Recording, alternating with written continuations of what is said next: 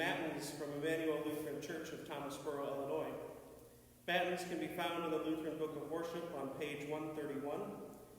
We will use Psalm 44, found on page 234, and we will sing hymn 267, Father, we praise you.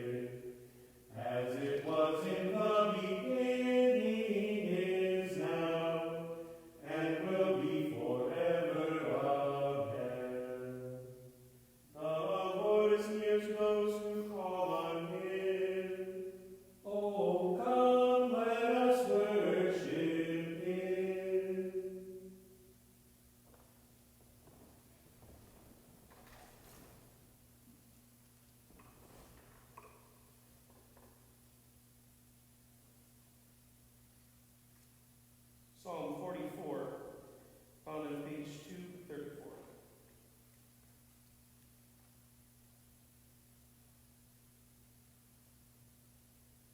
Have we heard with our ears, O God? Our fathers have told us the deeds you did in their days, in the days of old. How with your hand you drove the peoples out and planted our forefathers in the land. How you destroyed nations and made your people flourish.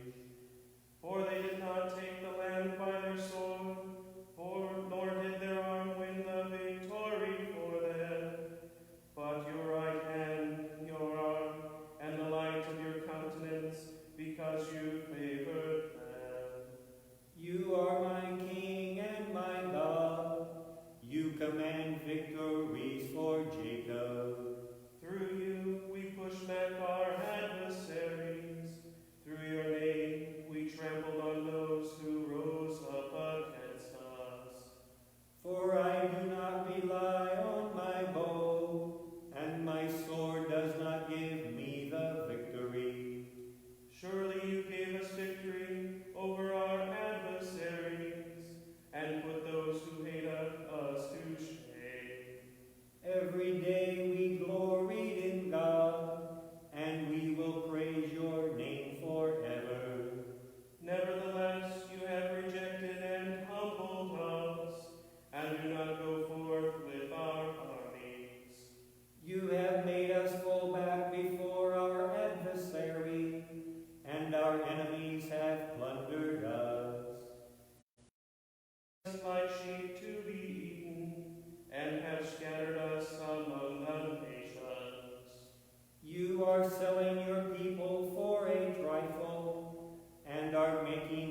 profit on the sale of them. You have made us the scorn of our neighbors, a mockery and derision to those around us. You have made us a byword among the nations, a laughing stock among the peoples. My humiliation is daily before me, and shame has covered my face. Because of the taunts of the mockers and blasphemers, because of the enemy and avenger. All this has come upon us, yet we have not forgotten you, nor have we betrayed your covenant. Our heart never turned back, nor did our footsteps stray from your path. Though you thrust us down into a place of misery, and covered us over with deep darkness. If we have forgotten the name of our God, or stretched out our hands to some strange god, Will not God find it out? For he knows the secrets of the heart. indeed, for your sake we are killed all the day long. We are accounted as sheep for the slaughter. Awake, O Lord, why are you sleeping? Arise, do not reject us forever. Why have you hidden your face and forgotten our affliction and oppression? We sink down into the dust, our body cleaves to the ground. Rise up and help us, and save us for the sake of your steadfast love.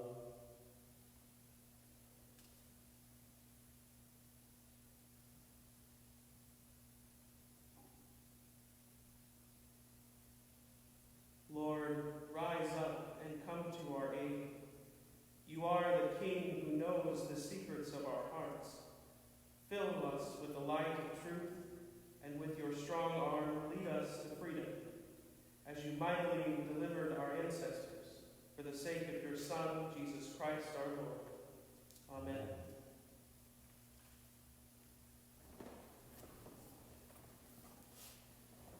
Hymn 267, Father, we praise you.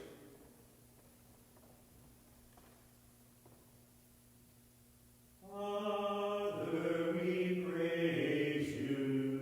Now the night is over, active and watchful, standing now before you, singing we offer prayer and meditation. Thus we adore you. Monarch of all things, fit us for your mansions, banish our weakness, health and whole ascending, bring us to heaven, where your saints united, joy without ending. O Holy Father, Son, and equal Spirit, Trinity blessed, send us your salvation. Yours is the glory, beaming and resounding through all creation.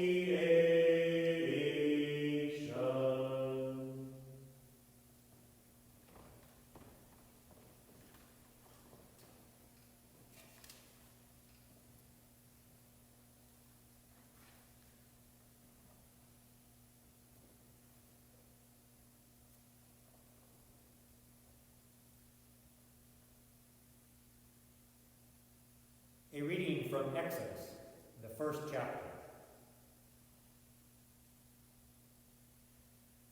Joseph died, and all his brothers, and all that generation. But the people of Israel were fruitful and increased greatly. They multiplied and grew exceedingly strong, so that the land was filled with them.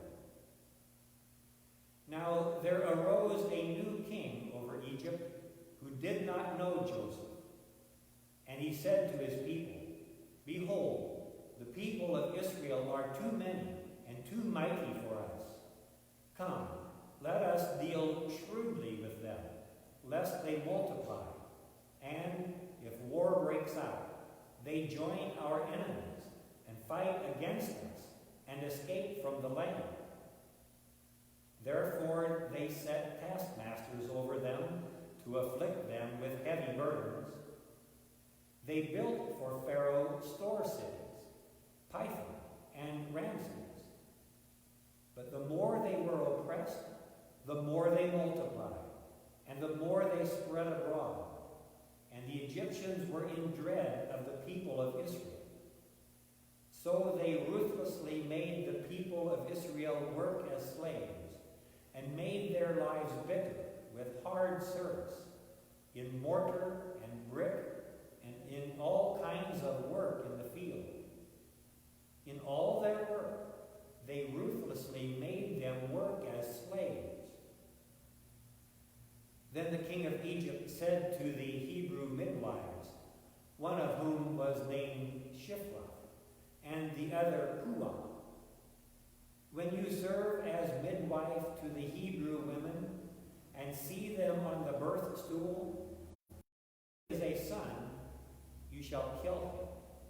But if it is a daughter, she shall live. But the midwives feared God and did not do as the king of Egypt commanded them, but let the male children live. So the king of Egypt called the midwives and said to them, Why have you done this and let the male children live? The midwives said to Pharaoh, Because the Hebrew women are not like the Egyptian women, for they are vigorous and give birth before the midwife comes to them. So God dealt well with the midwives, and the people multiplied and grew very strong. And because the midwives feared God, he gave them families. Then Pharaoh commanded all his people, Every son that is born to the Hebrews you shall cast into the Nile, but you shall let every daughter live. The word of the Lord. Thanks be to God.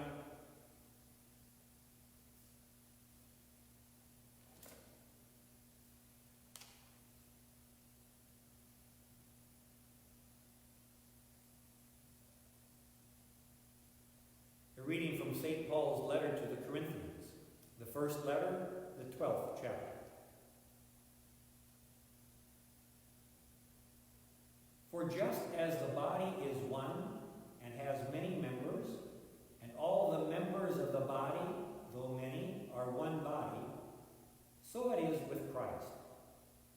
For in one Spirit we were all baptized into one body, Jews or Greeks, slaves or free, and all were made to drink of one Spirit. For the body does not consist of one member, but of many. If the foot should say, Because I am not a hand, I do not belong to the body, that would not make it any less a part of the body. And if the ear should say, Because I am not an eye, I do not belong to the body, that would not make it any less a part of the body. If the whole body were an eye, where would the sense of a hearing be? If the whole body were an ear, where would be the sense of smell? But as it is, God arranged the members in the one body, each one of them as he chose.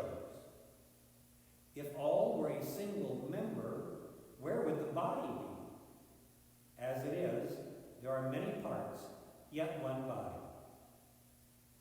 The eye cannot say to the hand, I have no need of you, nor again the head to the feet, I have no need of you. On the contrary, the parts of the body that seem to be weaker are indispensable. And on those parts of the body that we think less honorable, we bestow the greater honor. And our unpresentable parts are treated with greater modesty, which our more presentable parts do not require. But God so composed the body, giving greater honor to the part that it lacked, that there may be no division in the body, but that the members may have the same care for one another. If one member suffers, all suffer together. If one member is honored, all rejoice together.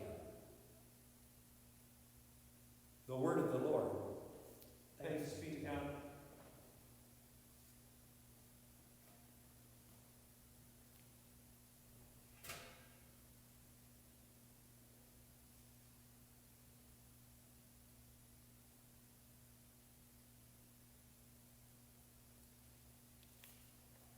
In many and various ways, God spoke to his people of old by the prophets.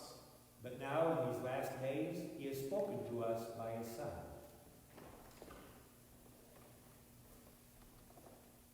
Blessed be the Lord, the God of Israel.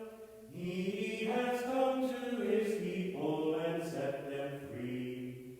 He has raised up for us a mighty Savior, born of the house of his servant David. Through his holy prophets he promised of old that he would save us from our enemies, from the hands of all who hate us. He promised to show mercy to our fathers and to remember his holy covenant.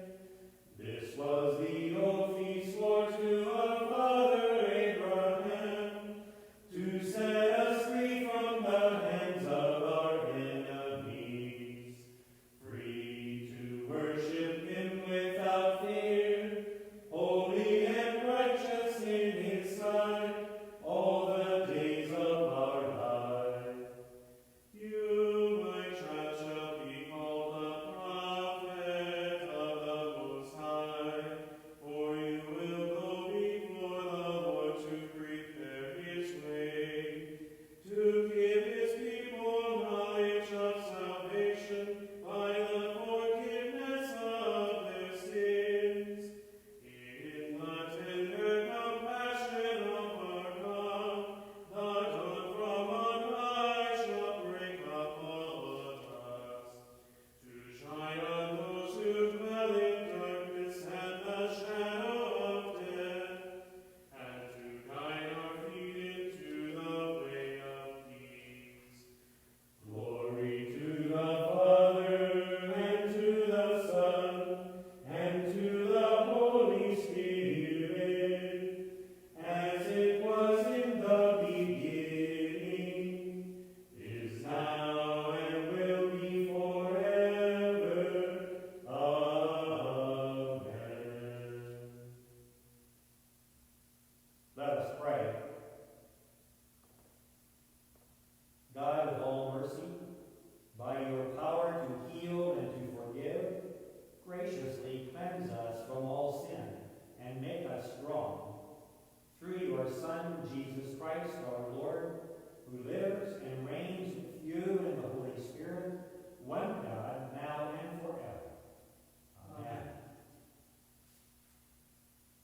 Almighty God, who sent your Son into the world to heal our hurts of body, mind, and soul, we pray to you to bless the work of all hospitals, especially those now caring for your people. Give to all workers there patience and skill, faithfully to fulfill their calling. We commend to you all sufferers